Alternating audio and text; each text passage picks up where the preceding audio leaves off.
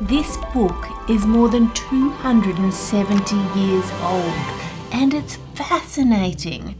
The author spoke with so many people, both the rich and the poor, and he included their recipes and a little bit of their stories. So let's go back in time and see what meals were like if you were rich or poor in 1750. Starting with breakfast. Take some bruised groats or whole oatmeal and boil it in milk and water for some time, putting a quart of milk to a pint of water to boil away, and supplying the consumption of several additions of milk, so the milk porridge is almost a jelly. Before we taste that one, let's make the other breakfast. Savoury water gruel made by poor people. Some put water, oatmeal and shred onions or leeks into a pot at discretion and boil them till enough. The onion or leek gives the gruel a pleasing relish and altogether supplies the place of meat broth, milk or other such liquid. This many poor labourers' families are glad to make shift with that has not an opportunity to come by milk, or because they can't afford a better breakfast or supper than such wholesome onion gruel. I call it wholesome, as having often observed the children that are fed with the gruel to show the whitest of teeth, and a ruddy-coloured face and plump flesh, even those that very seldom eat any butcher's meat. It kind of looks like at work. I work as a dishwasher, and it looks like the sink when it's like full of like other people's food and stuff, which is not good. I'm poor, by the way. This is the poor outfit, so I better drink this. I'm just procrastinating drinking it by rambling, but here we go.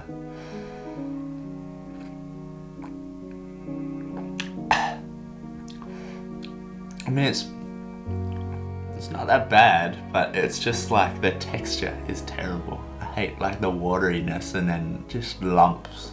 Do I have a spoon? No, they used to drink it because it's quite watery.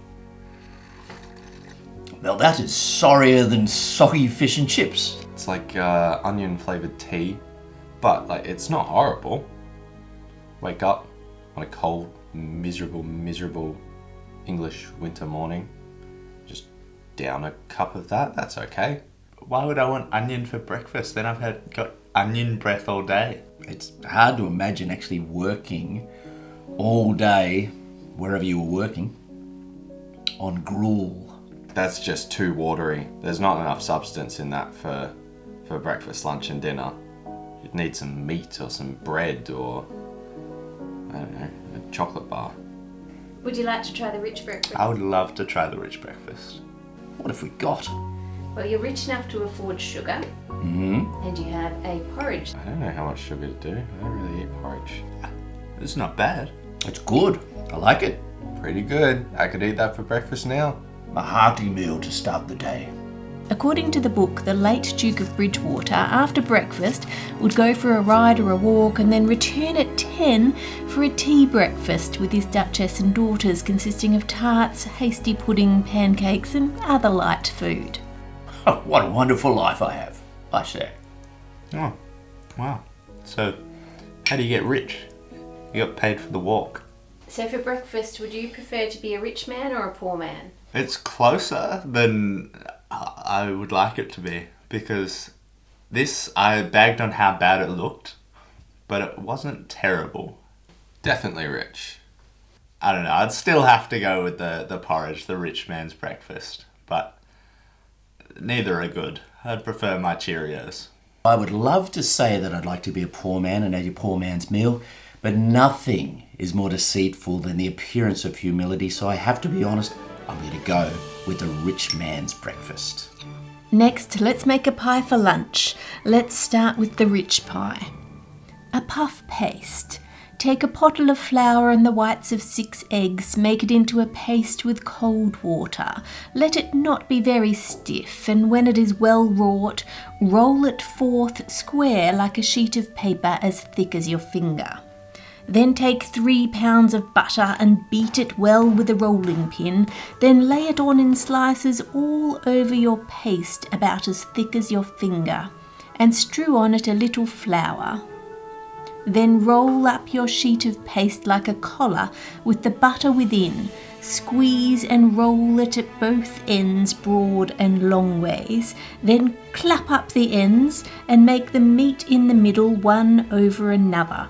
And fasten it down again with your rolling pin, rolling it forth every way as thin as the first. Then flour your board well underneath and spread it over with butter, roll it up and work it as before. Thus do 3 or 4 times until your 3 pounds of butter is made use of. Cut the lean part of a porker with some of its fat and mix and beat them together. This done, season with pepper, salt, nutmeg and mace. And between every piece of this beaten meat lay a small thin cut of hard fat, as that of the chin or such like. Wait, now I'm confused. Was I just supposed to beat this and not chop it finely? If I didn't chop it, how was I supposed to mix the fat and the lean parts together? I don't know. Well, never mind. We'll just add the fat in the middle here and then top it off with more meat.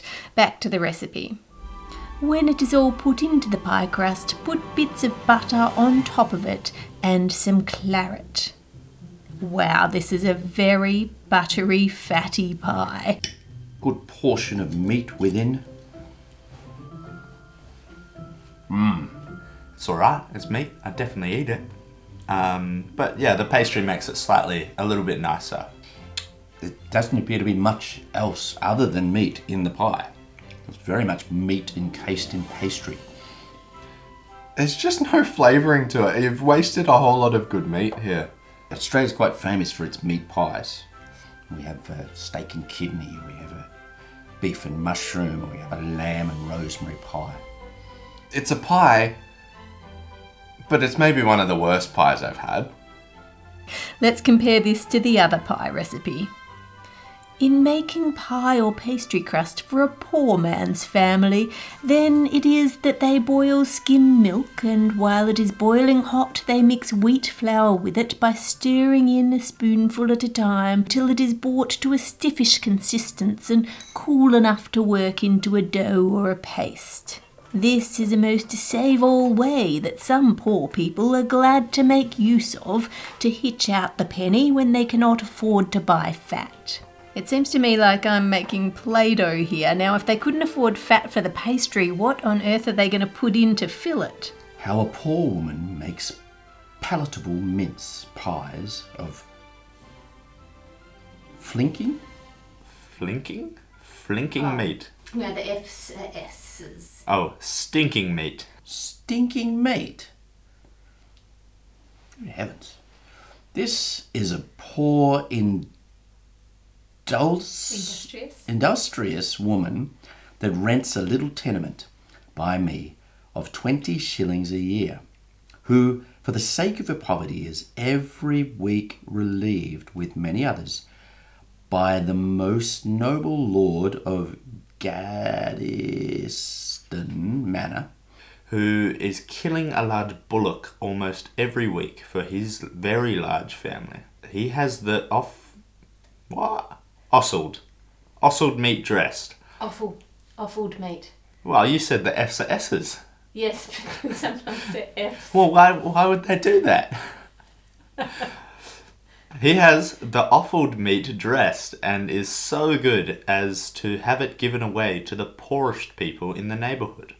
But it sometimes happens through the negligence of careless... Wow, it says careless. So they have S's, but they use F's. Sometimes, but not other times. Okay. Through the negligence of the careless servants, that the charitable meat is apt to stink in the hot weather. For want of its due cleaning, boiling, and laying it in a cool place. However, the poor are very glad, of course they are, the poor love stinking meat. The poor are very glad of this dole, as it does their families considerable service. And to recover such tainted meat, this woman, after boiling and cleaning it well, chops and minces it very small. and when mixed with some pepper, salt, and chopped sage, thyme and onion. She bakes it. This for a savoury pie. The taint is so lessened that it is hardly to be perceived. I wonder what it did to their stomachs, this tainted, awful meat.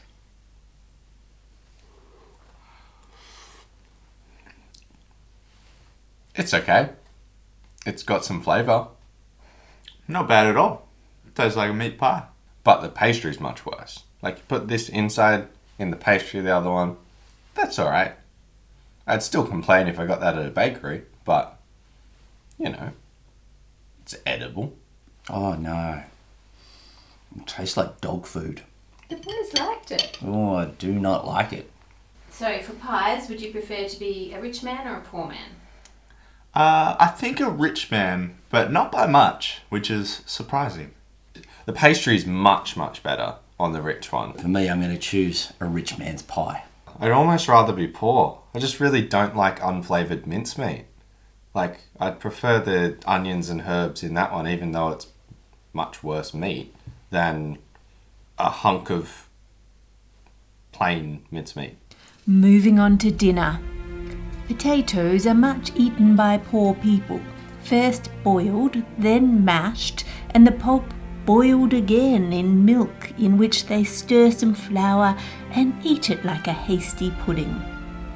So they've basically watered the potatoes down using lots of milk and then thickened that up again using some flour so it goes further. It's pretty clever. Let's see what the rich people do. But the richer sort mingle a little wine and sugar with it to make sometimes a pudding with potatoes and other ingredients for the belly of a hare or other beast. And elsewhere in the book it also says to put more potatoes around the roast. We're going to start with the poor man's dinner. And this is it. Wow. Okay. Times were tough in 1750. This looks like a bowl of potato. Lucky I'm a fan of potato. It's a bowl of mashed potatoes. When I was a kid, which wasn't 1750, by the way, but it was a very comforting food for me. It was a bit of a favourite. That's pretty good. What if that was all you had for dinner? Well, I might need a little bit of a bigger bowl, but apart from that, it'd be alright. It would do perfectly if you just put it here and then dropped a steak here. Rich dinner. Wow, that's a lot of dinner. Okay, so the whole poor meal is the stuffing for the duck. That's plus potatoes on the side. Oh. That's very nice. They're pretty good potatoes. Is this the stuffing? This is the stuffing. Alright.